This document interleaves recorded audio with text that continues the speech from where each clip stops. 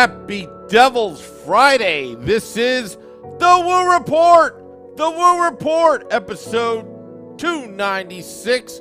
Coming to you live from the Primetime Radio Studios bunker in an undisclosed location in beautiful New Jersey. Yes, the beautiful New Jersey, home of the Fairleigh Dickinson. Are they the Devils? Beating Purdue tonight? Big headline. We'll talk a little bit about that a little bit later. I'm your host, Sam Wu, streaming live on Facebook Live, YouTube Live, Twitter Live, and Twitch on the Let's Go Devils Network. Devils playoff chances, Meier and Bratt, those are the topics. Tonight we'll probably go off a little tangent, a little bit. But yeah, Devils playoff chances. So, earlier, I think yesterday, Eklund of HockeyBuzz.com put something out there about where the Devils are going to be seated. Having the Devils seated 7th, number 7 overall in the Eastern Conference, being a wild card team, having the Rangers and Penguins leapfrog the New Jersey Devils behind Carolina Hurricanes in the Metropolitan Division did not make sense.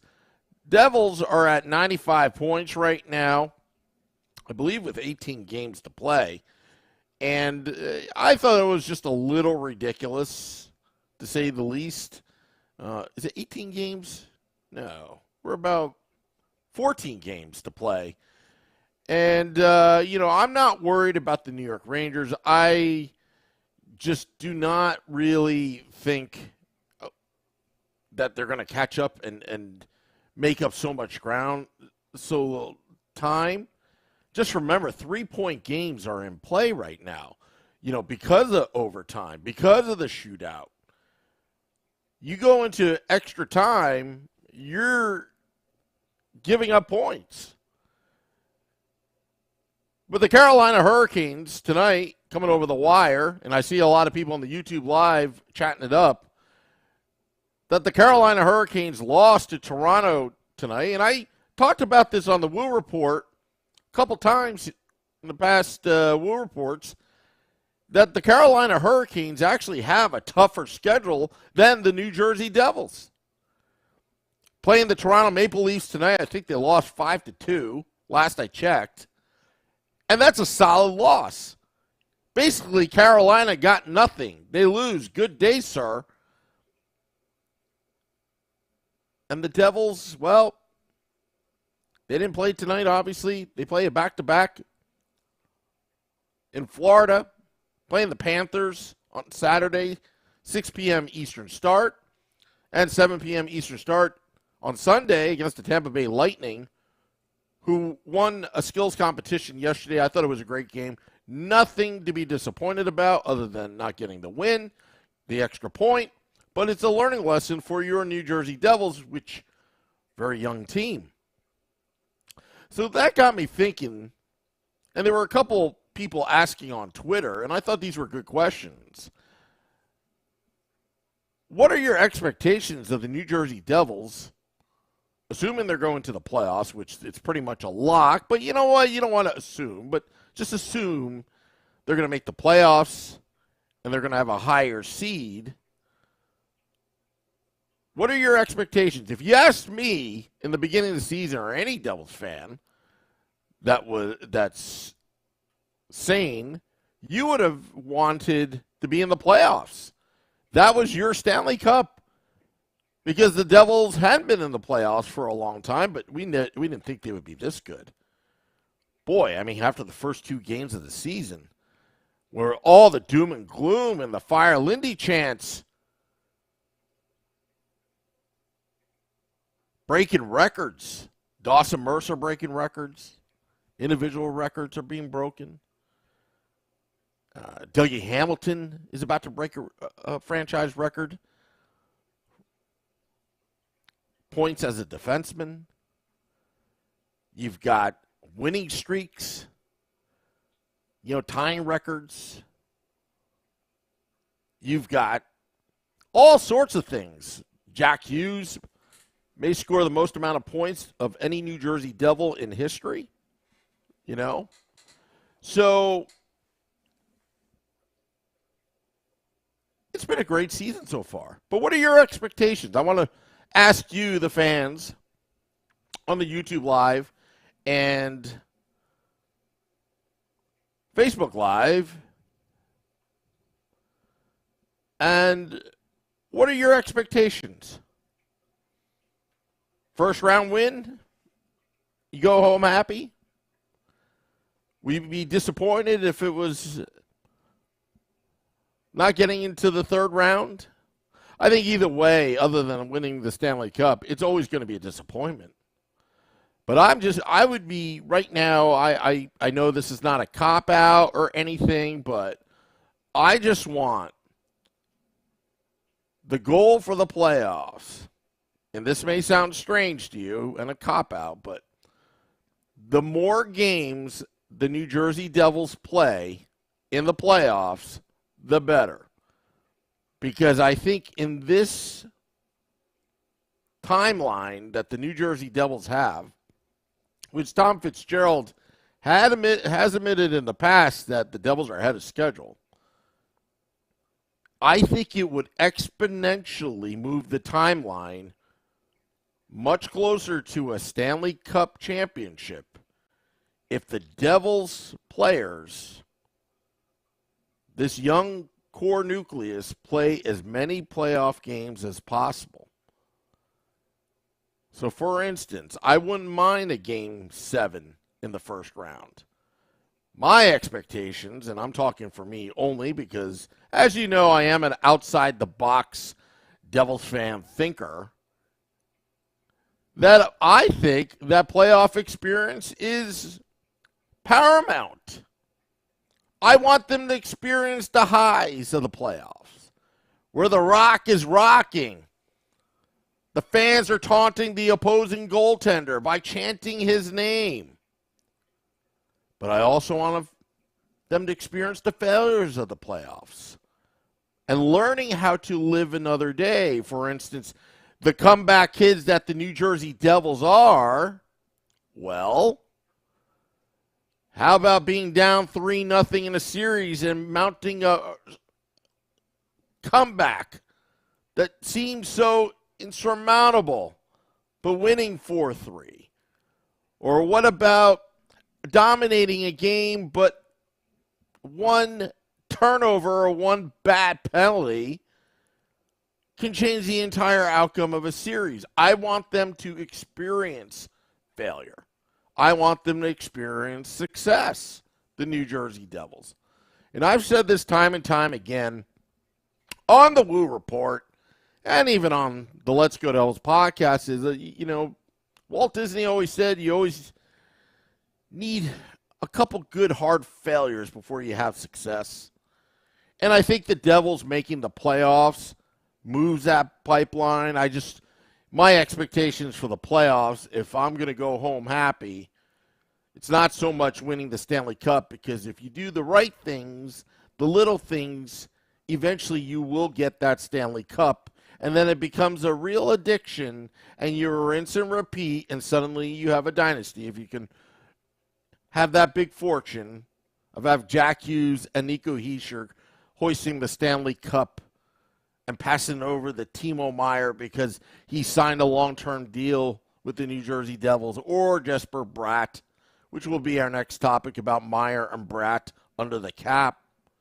But let's just talk about the Devils' playoff chances right now. I think they're very good.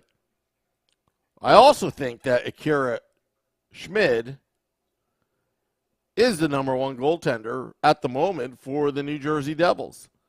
I think he's a great goaltender. Did you see that save yesterday against the Lightning, where it was highway robbery, snatch it in the air, all the dramatics? A save that, as a kid, you would dream about in the big game. That's what Schmidt did last night. And he's been a money goaltender. He's been money the entire time. You give Schmidt the reins, whether you're down 3-0 in the middle of the game. Remember, in early part of the season, Schmidt had to fill in by the second period in relief, but wound up keeping his team in it for some of these comebacks. I don't remember which games, but anytime Schmidt's in net, I've got confidence in the netminder. Right now, I don't have the confidence in Vitek Vanacek. I'm not saying that Vitek Vanacek sucks, but he's on a slump right now. Lindy's got to play the hot hand. And what about Lindy Ruff? Dave Singer and I were having a little discussion earlier via direct message about Lindy Ruff and his playoff history. He's never won a cup as a coach. Going to this very close 1999 against the Dallas Stars. Good friend of the podcast. Grant Marshall was on the Stars at that time. I asked Grant, was Hull's skate in the grease? He's like, nope. But it doesn't matter. Lindy Ruff didn't win then. Didn't win in Dallas.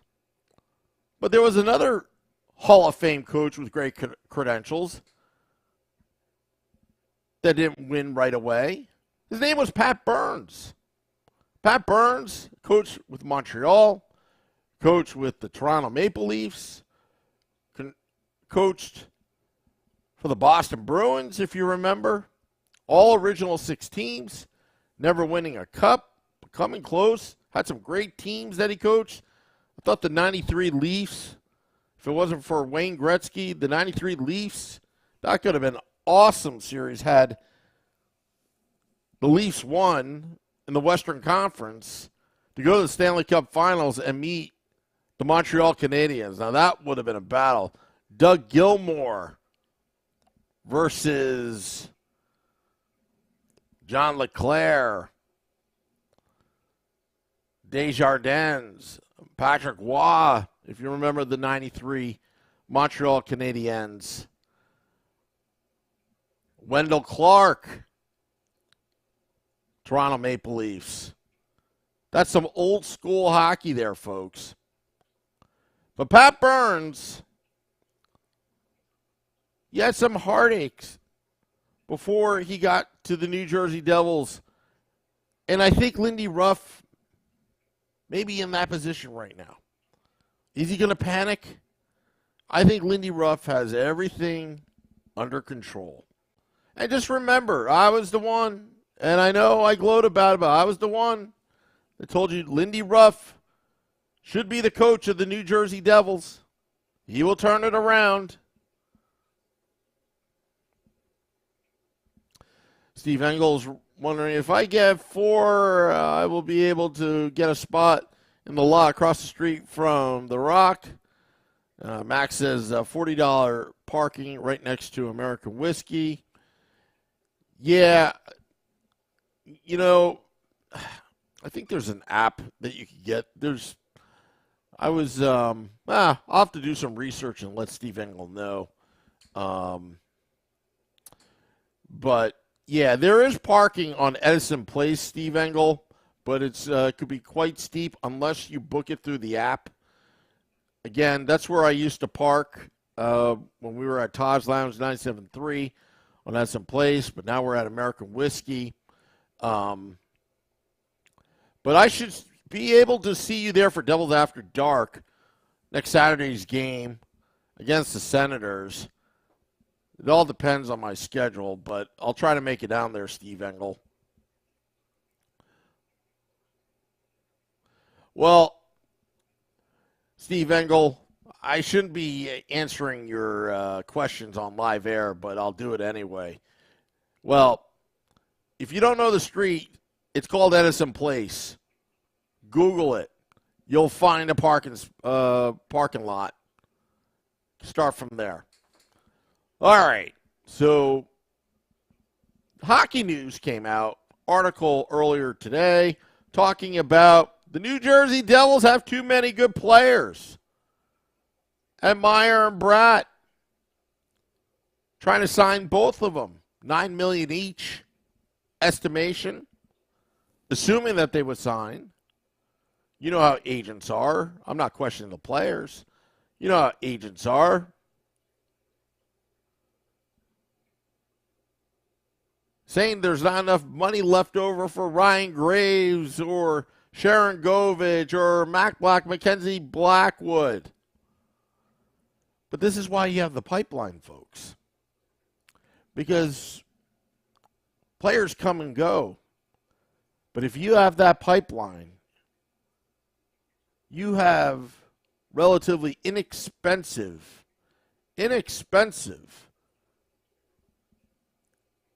cap casualties, or what's the right term? Inexpensive players, but that doesn't sound right. You have cap-friendly players through the pipeline to fill that same role and develop them into productive players. Christopher, I can't agree with you more. Move on from Blackwood and have Schmidt and Dawes battle out for a backup spot. I honestly think Schmidt isn't a backup. I think Schmidt right now is a 1A.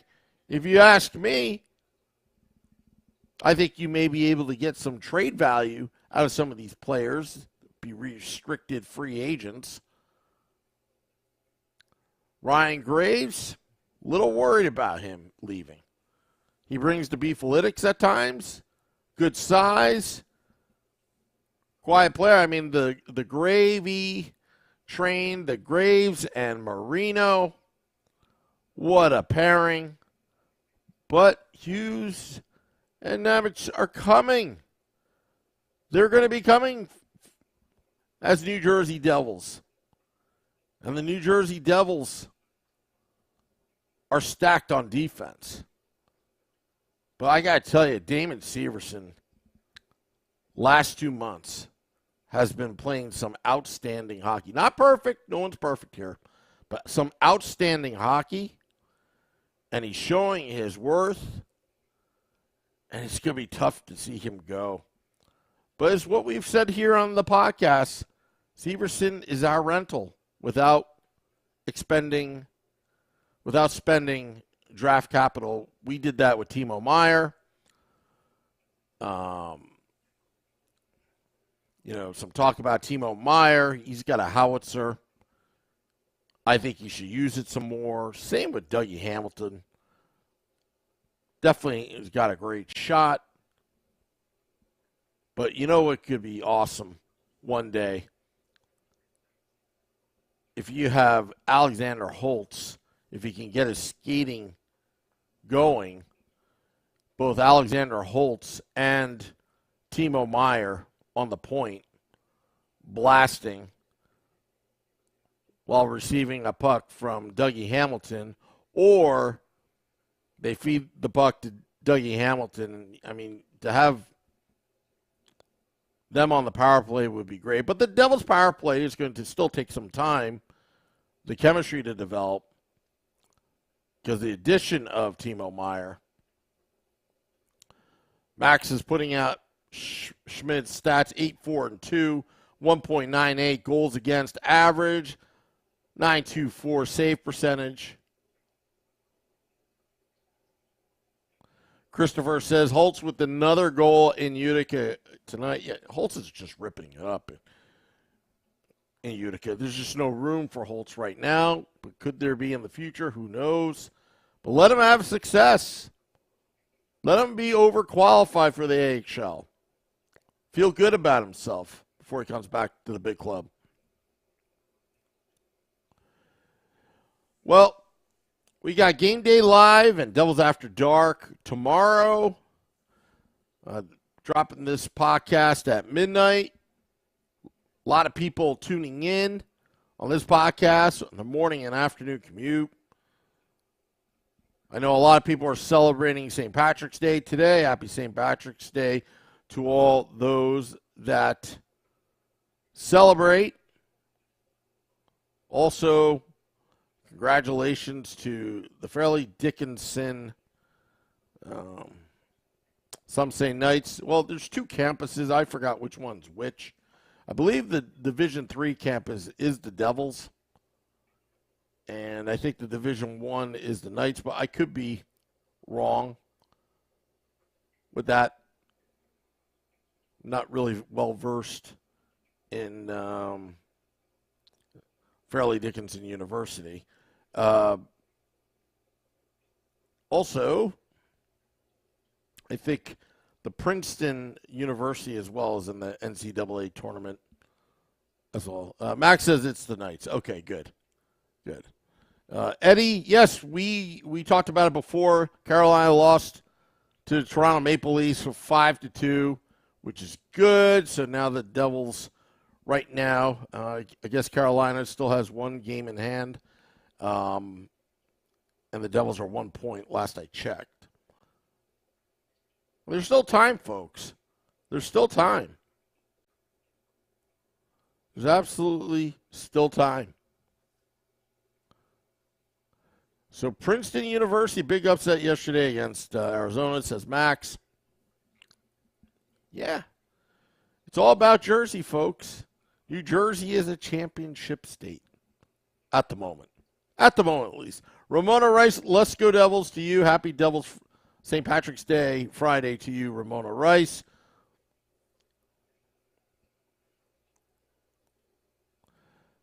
Christopher said, would love to win division and avoid the New York Rangers. Yeah, I would hate to play the Rangers in the first round. You're going to, like, again, my goal right now, like I have any, like, influence on it, but in my mind, the goal right now is the New Jersey Devils, the young core nucleus, get as many games experience in because it will serve them well in the future to win a Stanley Cup. Want to thank all those tuning in, dropping the podcast at midnight, like I said before. Game Day Live and Devils After Dark tomorrow. And we'll rinse and repeat for Sunday. Again, last preemption of the 9 p.m. Let's Go Devils podcast, Sunday edition. But we'll try to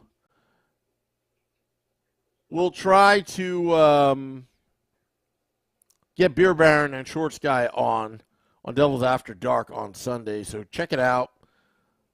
You know where to find us on our YouTube channel.